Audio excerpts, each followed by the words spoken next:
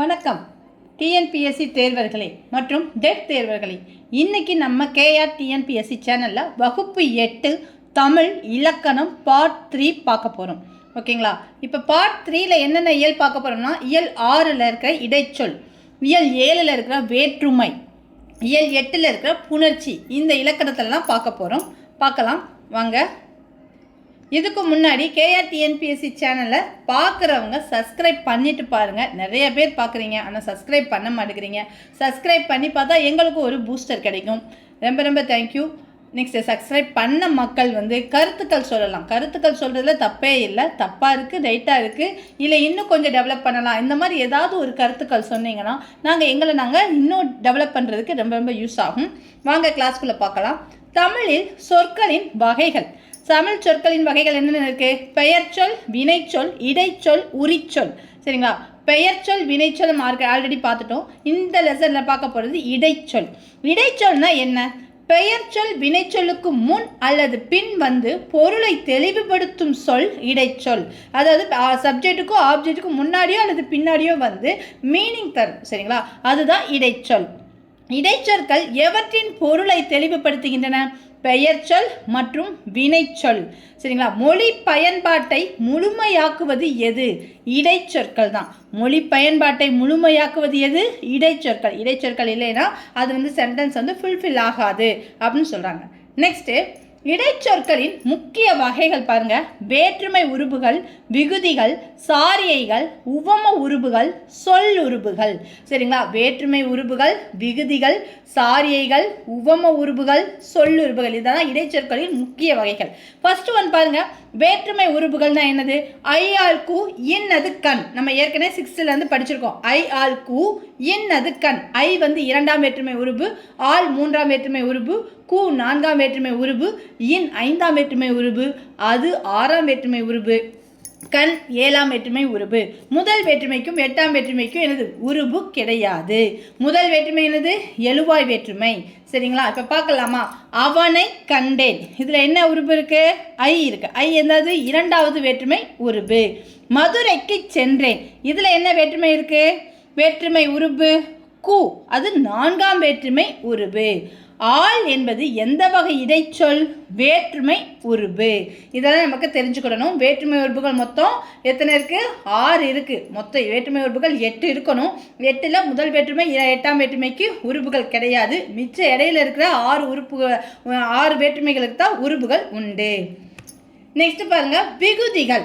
விகுதிகளுக்கு சான்றுகள் ஏன், on, all, R, தல், இதெல்லாம் விகுதிகள். அதாவது ஒரு சென்டென்ஸ் முடியும் போது வந்தேன் ஏன் சவுண்ட் வருதா? வந்தான் ஆன் சவுண்ட் வருதா? வந்தாள் ஆல் சவுண்ட் வருதா? அப்போ லாஸ்ட்டில் முடியும் பார்த்தீங்களா? அந்த விகுதிகளுக்கு தான் என்ன செய்யலாங்க? சான்றுகள் இங்கே கொடுத்துருக்காங்க. ஏன், ஆன், ஆல், ஆர், தல். சரியா? வந்தேன் என்பதில் விகுதி என்னது? ஏன். பாடுதல் என்பதில் விகுதி எது? தல். சரிங்களா? நெக்ஸ்ட்டு, சாரியைகள். இது எல்லாமே இடைச்சொற்களுடைய வகைகள் தான். சாரியைகள் எது எது? அத்து, அற்று, அம். இது 3மே சாரியைகள். என்னது சாரியைகள்? என்னது? அத்து, அற்று, அம். நெக்ஸ்ட் பாருங்க. உவம உருபுகள். உவம உருபுகள்லாம் என்னது? போல, போன்ற, மாதிரி. சரிங்களா? எடுத்துக்காட்டு பாருங்க. புலி போல பாய்ந்தான். இதில் உவம உருபு என்னது? போல. தேனி மாதிரி உழைக்கணும். சரிங்களா? தேனி மாதிரி ஹார்ட் ஒர்க் பண்ணணும். அப்போ மாதிரி அப்படிங்கிறது என்னது? ஒரு உவம உருபு தான். போன்ற, அதுவும் எது? எந்த வகை இடைச்சொல்? உவம உருபு. சரி, இடைச்சொல்லின் வகைகள் என்னது? உவம உருபு. நெக்ஸ்ட் பாருங்க. சொல் உருபுகள். நம்ம ஏற்கனவே இடைச்சொல் என்னென்ன பார்த்துட்டு வரோம்? ஃபர்ஸ்ட்லேருந்து என்னென்ன பார்த்துட்டு வரோம் சொல்லுங்க. வேற்றுமை உருபுகள், விகுதிகள், சாரியைகள், உவம உருபுகள், கடைசியா சொல் உருபுகள். சொல்லுறுப்புகள் பார்க்கலாமா? சொல்லுறுப்புகள்னா மூலம், கொண்டு, இருந்து, பற்றி, வரை, இதெல்லாம் சொல்லுறுப்புகள். அதாவது உவம உறுப்புகள் ஐயாளுக்கும் என்னது இருக்குது பார்த்தீங்களா? இதற்கு பதிலாக வர்றது. சரிங்களா? புறாக்கள் மூலம் செய்தி அனுப்பினர். இதில் சொல்லுறுப்பு என்னது? மூலம். திருக்குறளை பற்றி உரையாற்றினான். இதில் இருக்க பற்றிங்கிறது என்னது? சொல்லுறுப்பு. வரை என்பது எந்த வகை இடைச்சொல்? சொல்லுறுப்பு. சரிங்களா? இதை போன்றங்கிறது உவம உருபு, வரைங்கிறது என்னது? இடைச்சொல். இது எந்த வகை இடைச்சொல்? சொல்லுறுப்பு வகை இடைச்சொல். நெக்ஸ்ட் பாருங்க, தமிழின் சொற்களின் வகைகள் முதல்ல ரீகால் பண்றோம். பெயர்ச்சொல், வினைச்சொல், இடைச்சொல், உரிச்சொல் இருக்கு. இடைச்சொற்களின் வகைகள் பாருங்க. வேற்றுமை உறுப்புகள் ஐ ஆல் கு, இன் அது கண். வேற்றுமை உறுப்புகள் என்னென்னது? ஐ ஆல் கு, இன் அது கண். விகுதிகள்லாம் என்னென்னது? ஏன், ஆன், ஆள், ஆர், தல். இதெல்லாம் விகுதிகள். சாரியைகள்லாம் என்னென்னது? அத்து, அற்று, அம். இதெல்லாம் சாரியைகள். உவம உருபுகள் போல, போன்ற, மாதிரி. இதெல்லாம் உவம உருபுகள். சொல்லுருபுகள் பாருங்க. மூலம், கொண்டு, இருந்து, பற்றி, வரை. இதெல்லாம் என்னது? சொல்லுருபுகள். நெக்ஸ்ட் உரிச்சொல். உரிச்சொல் என்றால் என்ன?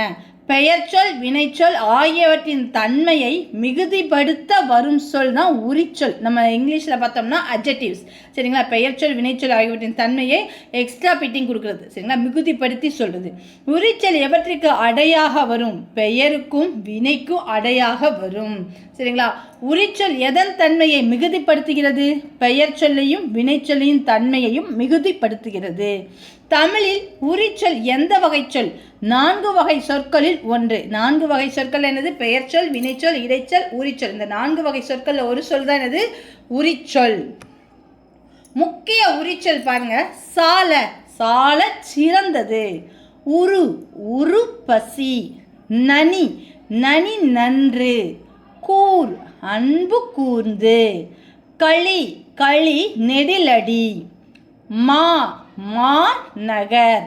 அந்த கடி அப்படிங்கிறது பல பொருளை வரும். சரிங்களா? ஒரே பொருளை தராது, பல பொருளை வரும். மற்றதெல்லாம் அதே அது ஒரு பொருளை மட்டும்தான் தரும். பாருங்க, சால சிறந்தது, உரு பசி, நனி நன்று, அன்பு கூர்ந்து, களி நெடிலடி, மா நகர். இது எல்லாமே ஒரு பொருளை மட்டும்தான் தரும். இந்த கடி அப்படிங்கிறது பல இடத்துல ஒவ்வொரு இடத்துக்கு தக்கன அது பொருள் மாறும். கடி மலர், இது வந்து மனம் மிக்க மலர். இந்த இடத்துல கடிங்கிறது மனம் அப்படிங்கிறத குறிக்குது. கடி நகர், இது வந்து காவல் மிக்க நகர். அந்த கடிங்கிறது வந்து காவல் அப்படிங்கிற பொருள் தருது. கடி விடுதும், இது வந்து விரைவுங்கிற பொருள் இந்த இடத்துல தருது. கடி நுண்ணி, கூர்மை. சரியா? இந்த இடத்துல கடிங்கிறது கூர்மைங்கிற ஒரு பொருள் தருது. அப்ப பாருங்க, கடி மலர் மனம், கடி நகர் காவல், கடி விடுதும் விரைவு, கடி நுண்ணி கூர்மை. ஒரே பொருளில் வரும் உரிச்சொற்கள் பாருங்க. உரு, தவ, நனி, மிகுதி. இதெல்லாம் ஒரே பொருளை தரும். பார்க்கலாமா? ஓர் உரிச்சொல் பல பொருட்களில் வருமா? வரும். கடி என்னும் உரிச்சொல் கடிமலர் என்பதில் என்ன பொருள் தருகிறது? மனம். கடிநகர் என்பதில் கடி என்ன பொருள் தருகிறது? காவல். கடி விடுதும் என்பதில் கடி என்ன பொருள் தருகிறது? விரைவு. கடி நுனி என்பதில் கடி என்ன பொருள் தருகிறது? கூர்மை. கடி என்னும் உரிச்சொல் எத்தனை பொருட்களில் வருகிறது? மனம், காவல், விரைவு, கூர்மை. என்னென்ன பொருள் வருது? மனம், காவல், விரைவு, கூர்மை. நெக்ஸ்ட் பாருங்க, பல சொற்கள். சரி, பல சொற்கள் ஒரே இடத்துல ஒரே மீனிங் தான் தரும். பல உரிச்சொற்கள் ஒரே பொருளில் வருமா? வரும். பார்க்கலாமா? உரு, தவ, நனி ஆகிய எல்லா உரிச்சொற்களுக்கும் ஒரே மீனிங் மிகுதி. அப்படிதான். சரிங்களா? உரு பசி, மிகுந்த பசி. தவ, தவங்கிறதும் மிகுதிங்கிற மீனிங் தான் தரும். நனி, அதுவும் மிகுதிங்கிற மீனிங் தான் தரும். எதிர்மறை சொற்கள். எதிர்மறை சொற்கள்னா என்ன? மறுப்பு பொருளை தரும் சொற்கள். சரிங்களா? அதாவது நம்ம ஒரு ஸ்டேட்மெண்ட் கொடுக்குறோம், அதுக்கு அவங்க பாசிட்டிவாக தான் ஆன்சர் சொல்லுவாங்க, நம்ம சொல்ல முடியாது. என்ன அது அகெயின்ஸ்டாக மறுப்பு தெரிவித்தும் சொல்லலாம். அந்த மறுப்பு தெரிவிக்கிற சொற்கள் பேர் தான் எதிர்மறை சொற்கள். எதிர்மறை வினைமுற்றுகளை எவ்வாறு பயன்படுத்த வேண்டும்? இடம் அறிந்து பயன்படுத்த வேண்டும்.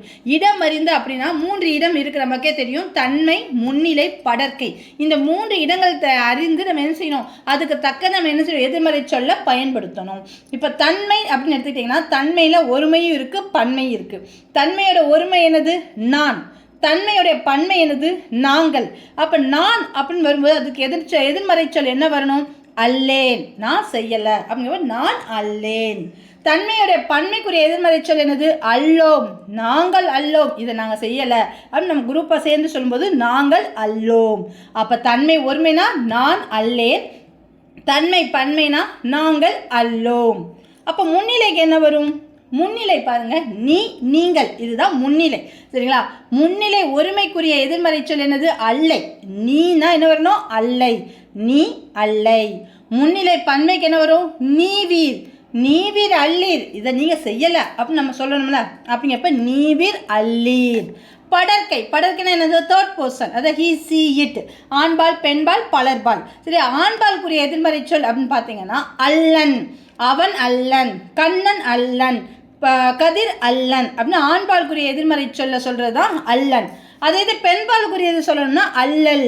சரிங்களா? அவள் அல்லல், பாரதி அல்லல், ரதி அல்லல் அப்படி சொல்கிறது தான் என்னது? எதிர்மறை சொல். பெண்பாலுக்கு அல்லல் சொல்லணும், ஆண்பாலுக்கு அல்லன் சொல்லணும். அதே இது அப்போது படற்கையுடைய பலர்பாலுக்கு பாருங்க, பலர்பால் அப்படிங்கிறப்ப என்னது? Plural form. அப்போ அங்கே என்ன வரணும்?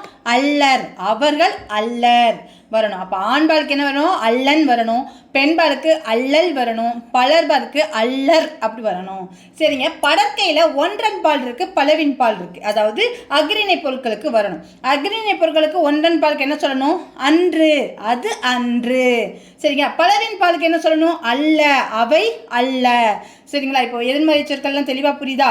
பாருங்க, பொதுவான எதிர்மறை சொற்கள் பாருங்க, மூவிடத்திற்கும் ஐம்பாலுக்கும் பொதுவான சொற்கள் இருக்குது. இப்போ தனித்தனியாக நம்ம பார்த்துட்டோம், பொதுவான சொற்கள் வேறு இருக்குது. அது என்னென்னு பார்த்தோன்னா வேறு, உண்டு, இல்லை. இந்த மூணும் தான் மூவிடத்திற்கும் ஐம்பாலுக்கும் பொதுவான எதிர்மறை சொற்கள். மூவிடத்திற்கும் ஐம்பாலுக்கும் பொதுவான எதிர்மறை சொற்கள் என்னென்னது? வேறு, உண்டு, இல்லை.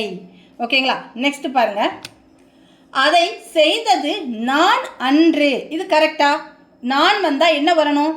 அல்லேன் வரணும். அப்போ அதை செய்தது நான் அல்லேன். செகண்ட் ஒன் பாருங்க, பானையை உடைத்தது கண்ணன் அல்லன் வந்திருக்கு. அல்லங்கிறது எதுக்கு வரணும்? நீ, முன்னிலைக்கு வரணும். அப்போ இங்கே என்ன வரணும்? கண்ணன் அல்லன். மல்லிகை குளத்தில் பூக்கும் மலர் அல்லைன்னு வந்திருக்கு. அப்போ இது சரியாக எழுதணுமா இல்லையா? அப்போ பூக்கும் மலர் வந்தது ஒன்றன் பால். சரியா? படற்கையில் ஒன்றன் பால். அப்போ என்ன போடணும்? அன்று. மல்லிகை குளத்தில் பூக்கும் மலர் அன்று. சித்தர்கள் செயற்கையை விரும்பியவர்கள் அல்லோம். அல்லோம் நாங்கள் அப்படிங்கிற ஒரு தன்மை பன்மைக்கு தான் வரும். அப்போ இங்கே என்ன கொடுத்துருக்காங்க? படற்கை பன்மை கொடுத்துருக்காங்க. அப்போ என்ன? பலர்பால் கொடுத்துருக்காங்க. அப்போ என்ன பண்ணணும்? அல்லர். சித்தர்கள் செயற்கையை விரும்பியவர்கள் அல்லர். நெக்ஸ்ட் பாருங்க, பகைவர் நீவீர் அல்லர் வந்திருக்கு. ஆக்சுவலாக அங்கே வரக்கூடாது, நீவீர் வந்துட்டாலே அல்லீர் அப்படிதான் வரணும். பகைவர் நீவீர் அல்லீர். நெக்ஸ்ட் பாருங்க, இடம், பால், எதிர்மறை சொல். நான் அல்லேன், நாம் அல்லோம், நீ அல்லை, நீவீர் அல்லீர், அவன் அல்லன், அவள் அல்லல், அவர் அல்லர், அஃது அன்று, அவை அல்ல. மறுபடியும் பாருங்க, நான் அல்லேன், நாம் அல்லோம், நீ அல்லை, நீவீர் அல்லீர், அவன் அல்லன், அவள் அல்லல், அவர் அல்லர், அஃது அன்று, அவை அல்ல. நெக்ஸ்ட் பாருங்க, வேற்றுமை. வேற்றுமை என்றால் என்ன? பெயர் சொல்லின் பொருளை வேறுபடுத்தி காட்டுவது தான் வேற்றுமை. சரிங்களா? பெயர் சொல்லின் பொருளை வேறுபடுத்துவது வேற்றுமை உருபுகள். நம்ம ஏற்கனவே பார்த்தோம், வேற்றுமை உருபுகள் இடைச்சொற்களின் முக்கிய வகை பார்த்தோமா இல்லையா? வேற்றுமை உருபுகள் எதனுடன் இணைகின்றன? பெயர் சொல்லுடன் மட்டும்தான் இணையும். வேற்றுமை உருபுகளுக்கு எடுத்துக்காட்டு என்னது? ஐயால் கூ, இன் அது கண்.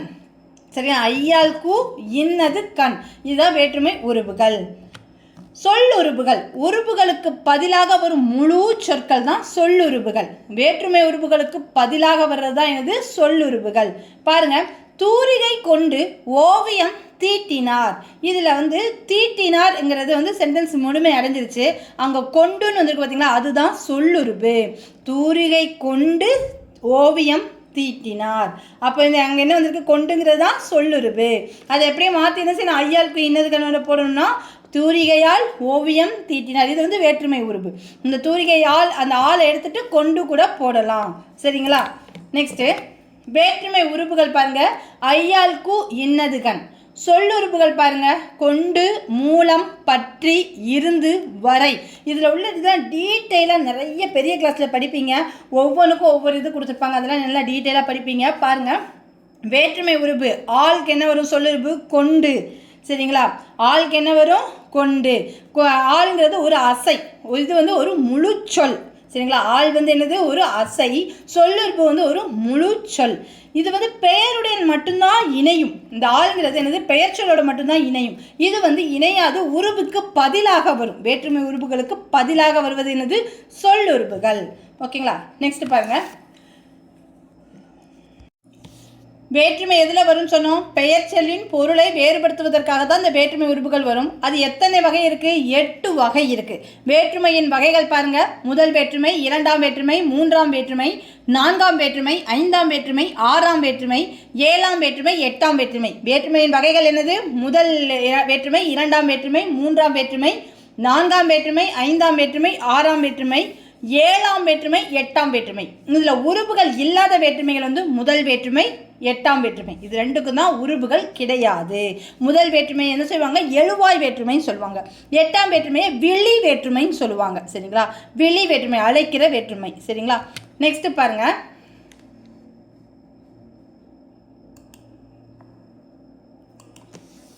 முதல் வேற்றுமை. முதல் வேற்றுமை என்பது எழுவாய் உருபு இல்லாமல் இயல்பாக நிற்பது தான் முதல் வேற்றுமை. முதல் வேற்றுமையை எப்படி சொல்லலாம் அப்படின்னா எழுவாய் வேற்றுமைன்னு கூட சொல்லலாம். முதல் வேற்றுமைக்கு உருபு இருக்கா? இல்லை. சரிங்களா. முதல் வேற்றுமை எப்படி வரும்? எழுவாய் உருபு இல்லாமல் இயல்பாக வரும். முதல் வேற்றுமையை எப்படி சொல்லலாம்? எழுவாய் வேற்றுமைன்னு கூட சொல்லலாம். முதல் வேற்றுமைக்கு உருபு உண்டா? இல்லை. சரிங்களா. இரண்டாம் வேற்றுமை எடுத்துக்கோங்க. இரண்டாம் வேற்றுமை உருபு ஐ. இரண்டாம் வேற்றுமை உருபை எப்படி சொல்லுவாங்கன்னா செயப்படு பொருள் வேற்றுமை. இரண்டாம் வேற்றுமைக்கு இன்னொரு பேர் என்னது? செயப்படு பொருள் வேற்றுமை. இதெல்லாம் ரொம்ப ரொம்ப இம்பார்ட்டன்ட்గా கேட்கலாம். அங்கே கேட்கும்போது நம்ம ஆன்சர் கரெக்டாக சூஸ் பண்ணணும். சரிங்களா. இரண்டாம் வேற்றுமைக்கு இன்னொரு பொருள் செயப்படு பொருள் வேற்றுமை. முதல் வேற்றுமைக்கு இன்னொரு பொருள் எழுவாய் வேற்றுமை. நெக்ஸ்ட்டு இரண்டாம் வேற்றுமையின் 6 பொருட்கள் பாருங்க. ஆக்கல், அழித்தல், அடைதல், நீத்தல், ஒத்தல், உடைமை. சரிங்களா. இந்த 6 பொருட்களில் தான் இரண்டாம் வேற்றுமை வரும். ஆக்கல்ங்கிற பொருளை தர்ற மாதிரியும் வரும், அழித்தல்ங்கிற பொருளை தர்ற மாதிரியும் வரும், அடைதல்ங்கிற ஒரு பொருளை தர்ற மாதிரி வரும், நீத்தல் அப்படிங்கிற பொருளை தர்ற மாதிரியும் வரும், ஒத்தல் அதாவது கம்பேர் பண்ணுற ஒரு இடத்துலையும் வரும், உடைமை. சரிங்களா. என்னுடையதுன்னு சொல்லுவாங்க பார்த்தீங்கன்னா அந்த இடத்துல கூட நமக்கு இரண்டாம் வேற்றுமை வரும். பாருங்க. ஃபர்ஸ்ட் ஒன்று எடுத்துக்காட்டு பாருங்க. கரிகாலன் கல்லணையை கட்டினான். இது வந்து ஒரு உருவாக்குதல். ஆக்கல், ஆக்கல் பொருளை வருது. அப்போ அங்கே என்ன வருது? கல்லணையை ஐ வருதா? இரண்டாம் வேற்றுமை உறுப்பு வருதா? அப்போ ஆக்கல் பொருள் என்ன வருது? இரண்டாம் வேற்றுமை உறுப்பு வருது. பெரியார் மூட நம்பிக்கைகளை ஒழித்தார். ஐ வருதா? அப்போ ஒழிக்கிற அழித்தல்கிற இடத்துலையும் என்னது? இரண்டாம் வேற்றுமை உறுப்பு வரும்.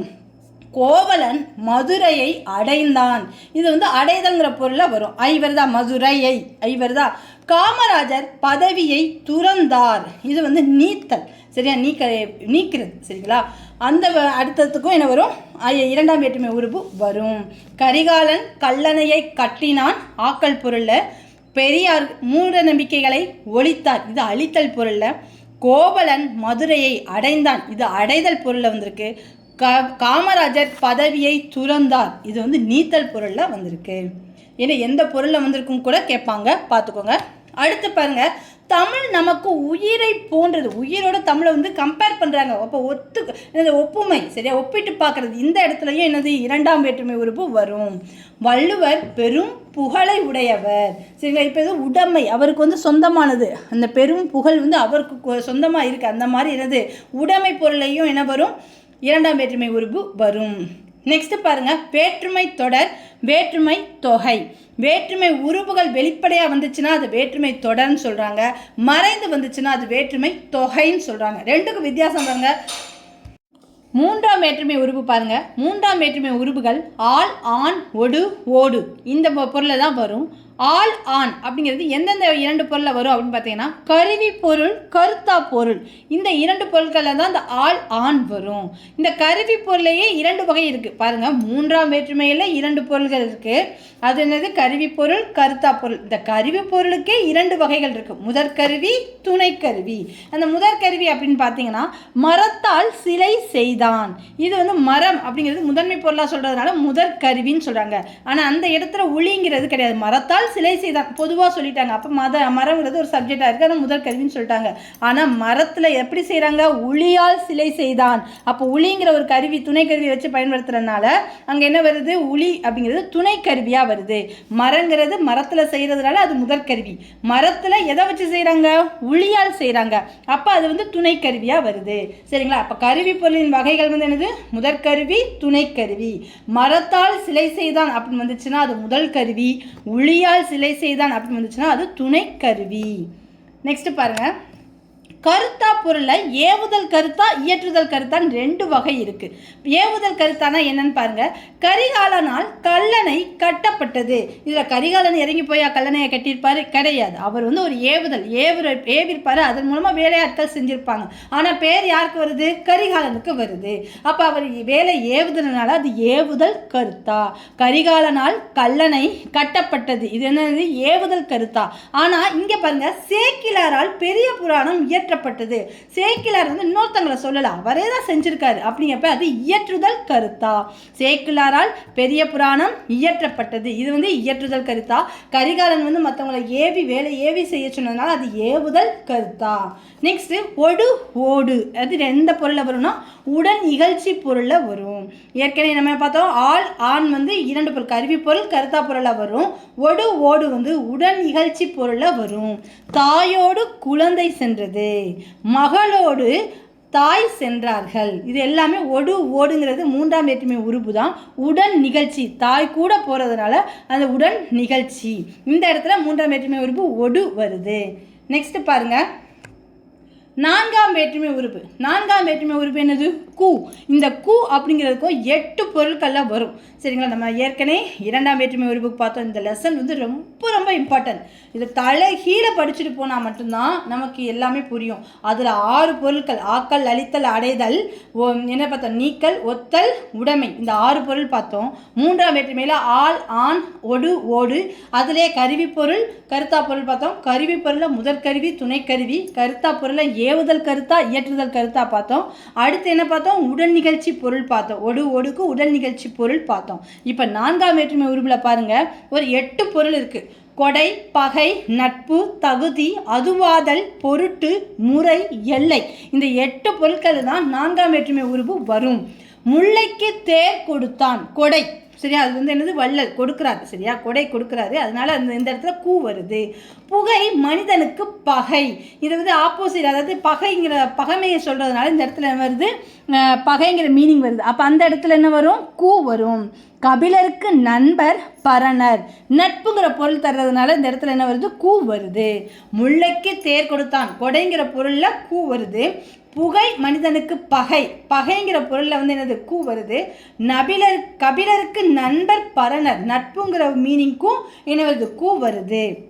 நெக்ஸ்ட் பாருங்க, கவிதைக்கு அழகு கற்பனை, இது வந்து ஒரு தகுதி, எலிஜிபிலிட்டி. சரியா? கவிதைக்கு அழகு கற்பனை, கற்பனை இருந்தால் தான் அது கவிதைக்கு அழகேவும். அப்போ தகுதியை சொல்லுது. அப்போ தகுதிங்கிற பொருளுக்கு என்னது, கூ வருது. தயிருக்கு பால் வாங்கினான், தயிர் செய்வதற்காக பால் வாங்கினான். அப்போ பால்ல இருந்து தான் தயிர் உருவாகுது. அப்போ அதுவாதல். சரி, பால்ல இருந்து தயிர் உருவாதல் அப்படிங்கிறனால அதுவாதங்கிற பொருளில் வந்து என்னது, கூ வருது. தமிழ் வளர்ச்சிக்கு பாடுபட்டார், தமிழ் வளர்ச்சியை மேம்படுத்துறதுக்காக பாடுபட்டார். அப்போ வந்து என்னது, பொருட்டு, தமிழ் வளர்ச்சியின் பொருட்டு பாடுபட்டிருக்கார். செங்கோட்டுவனுக்கு தம்பி இளங்கோ, இது வந்து முறை சொல்கிறது. சரிங்களா? முறை, உறவு முறையை சொல்கிற இடத்துல என்ன வருது, கூ வருது. தமிழ்நாட்டுக்கு கிழக்கு வங்கக்கடல், இது எல்லையை குறிக்கிறது. சரிங்களா? தமிழ்நாட்டுக்கு கிழக்கு வங்கக்கடல், எல்லையை குறிக்கிற இடத்துலையும் கூ வரும். 4ஆம் வேற்றுமை உறுப்புடன் கூட வரும் அசை என்னது, ஆக. இதெல்லாம் நோட் பண்ணிக்கோங்க. 4ஆம் வேற்றுமை உறுப்புடன் கூட வரும் அசை ஆக. அப்போ நமக்கு என்ன தெரியணும், 4ஆம் வேற்றுமை பொருட்கள் வந்து கொடை, பகை, நட்பு, தகுதி, அதுவாதல், பொருட்டு, முறை, எல்லை, இந்த 8 பொருட்களை தான் 4ஆம் வேற்றுமை உறுப்பு வரும். எடுத்துக்காட்டு நல்லா பார்த்துக்கோங்க, உங்களுக்கு கண்டிப்பாக புக் பேக் எக்ஸசைஸ் அப்படியே கேட்கறதுனால ஈஸியாக இருக்கும். நெக்ஸ்ட்டு 5ஆம் வேற்றுமை உறுப்புகள் பாருங்கள், இன், இல். இந்த 5ஆம் வேற்றுமை உறுப்பு எதெல்லாம் வருமா, நீங்கள், ஒப்பு, எல்லை, ஏது. இந்த எல்லைங்கிறது எதில் பார்த்தோம், 4ஆம் வேற்றுமை உறுப்புலையும் பார்த்தோம். இந்த ஒப்புங்கிறது எதில் பார்த்தோம், 2ஆம் வேற்றுமை உறுப்பு, ஒத்தல் அப்படிங்க கம்பேர் பண்ணுற இடத்துல, அந்த இடத்துலையும் பார்த்தோம். சரிங்களா? 5ஆம் வேற்றுமை உறுப்பின் வேற்றுமையின் பொருட்கள் பாருங்கள், நீங்கள், ஒப்பு, எல்லை, ஏது. தலையின் இழிந்த மயிர், தலையிலிருந்து எடுக்கப்பட்ட மயிர் நீங்கள் நீக்கிட்டாங்க சரிங்களா, அதனால அது வந்து இன் வருது. பொன்னின் நிறம் அந்தி வானம், ஒப்பிட்டு பார்த்துருக்காங்க. அந்தி வானத்தோட கலரும் பொன்னோட நிறமும் ஒன்றா இருக்குது அப்படின்னு ஒப்பிட்டு பார்த்துருக்காங்க. அந்த இடத்துல என்ன வருது, 5ஆம் வேற்றுமை உறுப்பு இன் வருது. தமிழ்நாட்டின் கிழக்கு வங்கக்கடல் எல்லையை குறிக்கிறதுனால அந்த இடத்துல தமிழ்நாட்டுக்குன்னு போடலாம், அல்லது தமிழ்நாட்டின் இன்னு போட்டும் போடலாம், 5ஆம் வேற்றுமை உறுப்பு போட்டும் போடலாம். சிலேடை பாடுவதில் வல்லவர் காலமேகம், இதில் ஏது ஏதுங்கிற மீனிங் வர்றதுனால சிலேடை பாடுவதில் வல்லவர், இதில் யார் இருக்கா அப்படிங்கிற மாதிரி மீனிங் வர்றதுனால அந்த என்ன செய்யுது, 5ஆம் வேற்றுமை உறுப்பு வருது. நெக்ஸ்ட்டு வேற்றுமை உறுப்புகள் பாருங்கள். முதல் வேற்றுமைக்கு உறுப்பு இல்லை, அது எழுவாய் வேற்றுமைன்னு சொல்கிறாங்க. 2ஆம் வேற்றுமைக்கு ஐ, 3ஆம் வேற்றுமை உறுப்பு ஆள் ஆண் ஒடு ஓடு, 4ஆம் வேற்றுமை உறுப்பு கு, 5ஆம் வேற்றுமை உறுப்பு இன் இல், 6ஆம் வேற்றுமை உறுப்பு அது உடைய, 7ஆம் வேற்றுமை உறுப்பு கண் இடம், 8ஆம் வேற்றுமை உறுப்பு இல்லை, அது வந்து விழி வேற்றுமைன்னு சொல்கிறாங்க. நெக்ஸ்ட்டு 6ஆம் வேற்றுமை பாருங்கள், இது ஏற்கனவே கொஞ்சம் ரீகால் பண்ணுறதுனால கொடுத்துருக்குது. 6ஆம் வேற்றுமை உறுப்புகள் என்னது, அது ஆது ஆ, இது 3 தான் 6ஆம் வேற்றுமைக்குரிய உறுப்புகள். 6ஆம் வேற்றுமை உறுப்பு எந்த பொருளில் வரும்னா உரிமை பொருளில் மட்டும்தான் வரும். 6ஆம் வேற்றுமை எந்த பொருளில் வரும், உரிமை பொருள், கிழமை பொருளில் மட்டும்தான் வரும். உரிமை பொருளை எப்படின்னு சொல்லலாம், கிழமை பொருளும் சொல்லலாம். ராமனது வில், ராமனுடைய வில் சரியா, அவனுடைய வில், அதனால என்ன செய்யறாங்க, உரிமை பொருளில் வருது. அந்த இடத்துல வர்றது என்னுடைய, எதை சொல்லலாம், மைன், இது என்னுடையது, இஸ் மைன் அப்படி நம்மளுடைய உரிமையாக சொல்லக்கூடிய இடத்துல மட்டும்தான் 6ஆம் வேற்றுமை வரும். ராமனது வில், அதுங்கிறது மட்டும்தான் வரும். ஆது ஆ, இப்போதைக்கு நம்ம அதை யூஸ் பண்ணுறது பழக்கம் கிடையாது. பாருங்கள், நண்பனது கை என்பதில் வேற்றுமை உறுப்பு அது. இக்கால வழக்கில் பயன்படுத்தாத 6ஆம் வேற்றுமை உறுப்பு ஆது ஆ சரிங்களா. 6ஆம் வேற்றுமை உறுப்புகளை பயன்படுத்தாதது என்னது, ஆது ஆ. இதில் 2 ஒன்பது இருக்குது, நல்லா பார்த்துக்கோங்க. உரிமை பொருள் கிழமை பொருள் வர்ற வேற்றுமை உறுப்பு 6ஆம் வேற்றுமை. 6ஆம் வேற்றுமையில் பயன்படுத்தாதது என்னது, ஆது ஆ. ஓகேங்களா. நெக்ஸ்ட்டு 7ஆம் வேற்றுமை பாருங்கள். 7ஆம் வேற்றுமை முக்கிய உறுப்பு கண், அது மட்டும்தான். அப்போ இது வரைக்கும் 7 வேற்றுமைக்கும் பார்த்தாச்சு. 7ஆம் வேற்றுமை வந்து கண்கிற பொருளில் மட்டும்தான் வரும், அதுக்கு எடுத்துக்காட்டு அவ்வளோவா கொடுக்கல. நெக்ஸ்ட்டு பாருங்கள், புணர்ச்சி. 8வது 9வது இயலில் வந்துட்டோம். புணர்ச்சினா என்னது, நிலைமொழி ஈரும் வருமொழி முதலும் இணைவது சரியா. 2 சொல் இருக்குது, 2 சொல்லில் முதல் சொல்ல முடிவு வர்றது தான் நிலைமொழி, அடுத்த சொல்ல இருக்கிறது முதல் எழுத்து தான் வருமொழி. முதலில் வரும் சொல் நிலைமொழி, பின்னர் வரும் சொல் வருமொழி சரிங்களா. இதில் புணர்ச்சியிலே ஏகப்பட்டது இருக்குது, பார்க்கலாம். உயிர் ஈற்று புணர்ச்சி சரிங்களா. உயிர் ஈற்று புணர்ச்சினா ஒரு சொல்லில் கடைசியாக வர்ற ஈற்று எழுத்து எப்படி இருக்கும், உயிர் எழுத்தாக இருக்கும். அப்படி அமைந்து புணர்வது தான் உயிர் ஈற்று புணர்ச்சி. நிலைமொழியின் இறுதி எழுத்து உயிரெழுத்தாக அமைந்து புணர்வது உயிர் ஈற்று புணர்ச்சி. இதெல்லாம் நாங்கள் +1 படித்ததுங்க. +1 தமிழில் இலக்கணத்தில் படித்தது. இப்போ எத்தனாவது, 8வது கிளாஸ்லேயே கொண்டு வந்துட்டாங்க. அப்போ எவ்வளோ டெவலப் ஆகிருக்குன்னு பார்த்துக்கோங்க. உயிர் ஈற்று புணர்ச்சி, நிலைமொழியின் இறுதி எழுத்து உயிரெழுத்தாக அமைந்து புணர்வது உயிர் ஈற்று புணர்ச்சி. அது 2 வகைப்படும். உயிர் முன் உயிர், உயிர் முன் மெய். அதோட உயிர் முன் உயிர் சரிங்களா. 2 எழுத்து ஜாயின் ஆகுது சரிங்களா. நிலைமொழியிலையும் உயிர் இருக்கும், வருமொழியிலையும் உயிர் இருக்கும். அப்போ 2 இடத்துலையும் உயிர் இருக்குது, 2யுமே ஜாயின் பண்ணும்போது அது உயிர் முன் உயிர்னு அர்த்தம். அடுத்து 2வது எடுத்துக்காட்டு பாருங்கள், வாழைக்காய் சரிங்களா. அதில் வந்து முதல்ல மட்டும்தான் உயிர் இருக்குது, அடுத்ததில் வந்து மெய் இருக்குது. அப்போ அது வந்து உயிர் முன் மெய் சரிங்களா. உயிரற்று புணர்ச்சி எத்தனை வகைப்படும், 2 வகைப்படும். என்னென்ன வகை, உயிர் முன் உயிர். அதுக்கு எடுத்துக்காட்டு என்னது, சிலை அழகு. சிலை ஐ சவுண்டு வருது, அழகு ஆ சவுண்டு வருது சரிங்களா. அப்போ ஐயும் ஆவும் உயிர் எழுத்து தான். அப்போ உயிரோட உயிர் செய்கிறது, அப்போ உயிர் முன் உயிர். நெக்ஸ்ட்டு வாழைக்காய் சரிங்களா. வாழை ஐ சவுண்டு வருது, கா வந்து மெய்யெழுத்து சரியா, மெய் சவுண்டு, இக்கு ப்ளஸ் உயிர் மெய் எழுத்து சவுண்டு வருது. அப்போ உயிர் முன் மெய் சரிங்களா. உயிரையும் மெய்யெழுத்தையும் சேரும்போது அது உயிர் முன் மெய், உயிரும் உயிரும் சேரும்போது அது உயிர் முன் உயிர். நெக்ஸ்ட்டு மெய் ஈற்று புணர்ச்சி. நிலைமொழியின் இறுதி எழுத்து மெய்யெழுத்தாக அமர்ந்து புணர்வது மெய் ஈற்று புணர்ச்சி. மெய்யீற்று புணர்ச்சி எத்தனை வகைப்படும், இதே மாதிரி தான் 2 வகைப்படும். மெய் முன் உயிர், மெய் முன் மெய். எடுத்துக்காட்டு பாருங்க, மண் அடுப்பு. இதில் மண்ங்கிறது இன்னு வந்து மெய்யெழுத்து, அடுப்புங்கிறது உயிரெழுத்து, ஆங்கிறது உயிரெழுத்து. அப்போ இன் ப்ளஸ் ஆ சேரும்போது அது மெய்முன் உயிர். அடுத்து கடல் கரை, கடல்ங்கிறது மெய்யெழுத்து, கரை காவும் உயிர் மெய்யெழுத்து. அப்போ மெய்முன் மெய் சேர்றதுனால அது என்னது மெய்யற்று புணர்ச்சி. அப்போ உயிரற்று புணர்ச்சியில் 2 வகை இருக்குது, மெய்யற்று புணர்ச்சியிலேயே 2 வகை இருக்குது. உயிரற்று புணர்ச்சியில் 2 வகையில் என்னது உயிர்முன் உயிர், உயிர்முன் மெய். சரிங்களா? மெய்யற்று புணர்ச்சியில் மெய்முன் உயிர், மெய்முன் மெய். சரிங்களா? இதில் இயல்பு புணர்ச்சி அப்படிலாம் வகைகள் இருக்குது, பார்க்கலாம். இயல்பு புணர்ச்சி அப்படின்னா 2 சொற்களும் எந்தவித மாற்றமும் இன்றி அப்படியே இணைவது. 2 வேர்டு இருக்குது, 2 வேர்டு அப்படி சேர்த்துறதுனா அப்படியே தான் வரும், எக்ஸ்ட்ரா வேர்டு வராது, எக்ஸ்ட்ரா இந்த வேர்டெல்லாம் சேஞ்ச் ஆகாது. இதெல்லாம் அப்படி இயல்பாகவே இருக்கிறது பேர் இயல்பு புணர்ச்சி. இங்கே பாருங்கள், எடுத்துக்காட்டு தாய் மொழி. தாய்மொழி இதில் ஏதாவது புதுசாக எழுத்து வந்திருக்கா? இல்லை. ஏற்கனவே இருந்த எழுத்து மறைதா? இல்லை. ஏற்கனவே இருக்க எழுத்து மறைஞ்சு வேறு எழுத்து வருதா? இல்லை. அப்போ இயல்பாக வர்றது வந்து இயல்பு புணர்ச்சி. இயல்பு புணர்ச்சியில் புதிய எழுத்து தோன்றுமா? இல்லை. நெக்ஸ்ட்டு விகார புணர்ச்சி. விகார புணர்ச்சினா 2 சொற்கள் இணையும் போது மாற்றம் நிகழ்வது.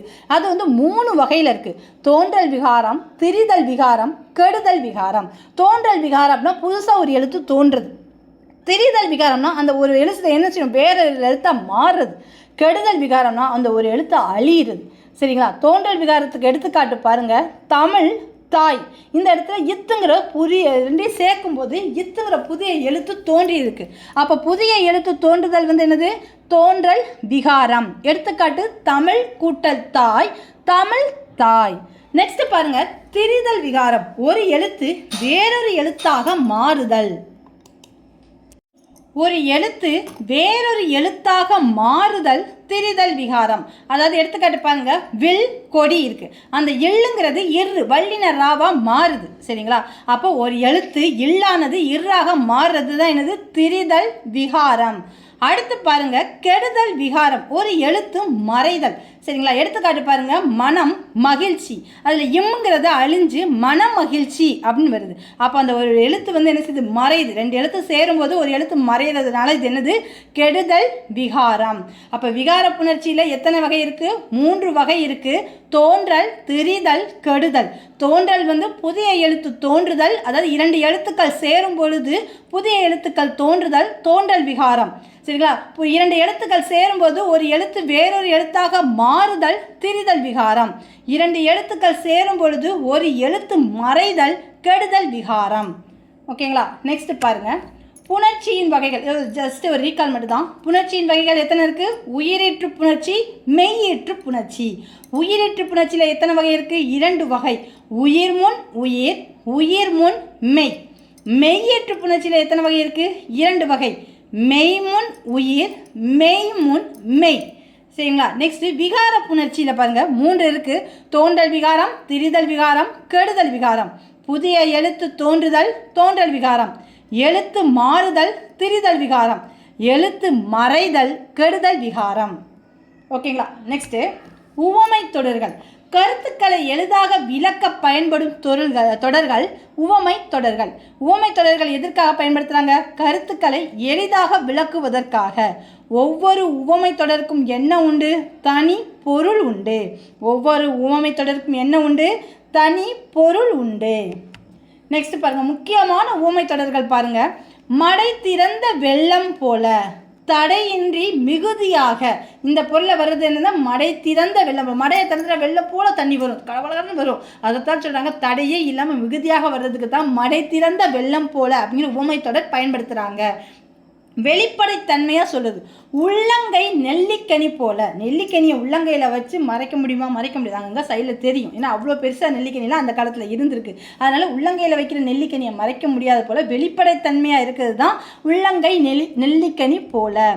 காக்கை உட்கார பனம் பழம் விழுந்தது போல. ஒரு தற்செயல் நிகழ்வு. ஒரு பெரிய பனைமரம் இருக்குது, அதில் பனம் பழம் விழுகிற அந்த ஸ்டேஜில் இருக்குது. அந்த டயத்தில் போய் நம்ம காக்கா உட்காரும்போது அந்த பனம் பழம் என்ன செய்யுது? கீழே விழுது. காக்கா உட்கார்ந்ததுனால பனம் பழம் விழுகலை, அது விழுகிற ஸ்டேஜில் தான் இருந்துச்சு. அதனால இது என்னது? தற்செயல் நிகழ்வு. தற்செயல் நிகழ்வுகளுக்கெல்லாம் ஊமை தொடர் என்ன சொல்லுவாங்க? காக்கை உட்கார பனம் பழம் விழுந்தது போல. அடுத்து பாருங்க, எதிர்பாராத நிகழ்வு. நம்ம எதிர்பார்த்திருக்கவே மாட்டோம். சரிங்களா? பொக்கிஷம் வரும் கிணறு வெட்டுறோம், ஆனால் அங்கே வந்து பூதம் தான் வந்திருக்கு. அப்போ நம்ம எதிர்பார்த்தது வராமல் எதிர்பாராதது வர்றதுக்கு பேர் தான் கிணறு வெட்ட பூதம் கிளம்பியது போல. நெக்ஸ்ட்டு எளிதில் மனதில் பதிதல். சரிங்களா, ஒரு பச்சை மரத்தில் போய் ஒரு ஆணி அரைஞ்சா ஈஸியாக பதிஞ்சிடும். அதனால தான் சின்ன பிள்ளைங்களுக்கு ஈஸியாக புரிய வைக்கிறதுக்காக நம்ம எல்லா விஷயத்தையும் சின்ன வயசுலேயே தெரிவிக்கிறாங்க. சின்ன வயசுலேயே சொன்னோம்னா அவங்களுடைய மனசு வந்து களிமண் மாதிரி ஈஸியாக அதில் வந்து ஃபிக்ஸ் ஆகிடும். சரிங்களா, பசுமரத்து ஆணி போல் ஈஸியாக மனசில் பதிய வைக்கிறதுக்காக எடுத்துக்காட்டாக தான் என்ன சொல்கிறாங்க, பசுமரத்து ஆணி போல் அப்படிங்கிற ஊமை தொடரை பயன்படுத்துகிறாங்க. பயனற்ற செயல். சரிங்களா, தேவையே இல்லை, இந்த செயலை செய்யவே கூடாது அப்படிங்கிறது தான் என்ன சொல்லுவாங்க, விழலுக்கு இறைத்த நீர் போல. அதாவது நீரை வந்து நம்ம நெல்லுக்கு இறைச்சோம் அப்படின்னா அது நெல்மணிகள் தரும். தேவையே இல்லாமல் ஒரு கழனிக்கு இது பண்ணோம்னா அதில் புல்லு கூட முளைக்காது. அதனால தான் பயனற்ற செயலுக்கு தான் என்ன சொல்கிறாங்க ஊமைத்தொடர், விழலுக்கு இறைத்த நீர் போல. நெக்ஸ்ட்டு ஒற்றுமை இன்மை. சரிங்களா, நமக்குள்ளே வந்து ஒரு யூனிட்டி இல்லை. நெல்லிக்காய் மூட்டையை அவுத்து கொட்டணும் அப்படின்னா கடகடன்னு உருண்டு ஓடும். அது எங்கேயாவது நிற்குமா, நிற்காது. ஏன்னா அது ரவுண்ட் ஷேப்பில் கோலம் ஷேப்பில் இருக்குது. அதனால் குடுன்னு என்ன செய்யும், பள்ளத்தை நோக்கி அதாட்டு ஓடிக்கிட்டே இருக்கும். நெல்லிக்காய் மூட்டையை மொத்தமாக கொட்டணும்னா குடுன்னு ஓடும். அப்போ அதுக்குள்ளே ஒரு யூனிட்டினஸ் இல்லை. அப்போ ஒற்றுமை இல்லாமல் இருக்கிறதுக்கு தான் என்ன சொல்கிறாங்க, நெல்லிக்காய் மூட்டையை கொட்டினார் போல் அப்படிங்கிற ஊமை தொடரை பயன்படுத்துகிறாங்க. இதோட நம்மளுடைய 8th ஸ்டாண்டர்ட் இலக்கணம் முழுமை அடைந்து விட்டது. 3 பார்ட்டாக முழுமை அடைந்து விட்டது. ரொம்ப சந்தோஷமாக இருக்குது. முக்கியமான இலக்கண பகுதிகள்லாம் 8th ஸ்டாண்டர்டில் தான் இருக்குது. கண்டிப்பாக நீங்கள் இதில் பார்த்துட்டு போனீங்கன்னா டிஎன்பிஎஸ்சியில் நிறையா கொஸ்டின்ஸ் கேட்க வாய்ப்பு இருக்குது. பார்க்குறவங்க சப்ஸ்கிரைப் பண்ணிவிட்டு பாருங்கள். சப்ஸ்கிரைப் பண்ண நம்மளுடைய ஃபேமிலி மக்கள் தயவுசெய்து ஒரு கமெண்ட் கொடுங்க, லைக் கொடுங்க. இது என்னுடைய வாழ்க்கைக்கு ஒரு ஊன்றுகோலாக இருக்கும். மிக்க நன்றி. இது உங்கள் கேஆர் டிஎன்பிஎஸ்சி.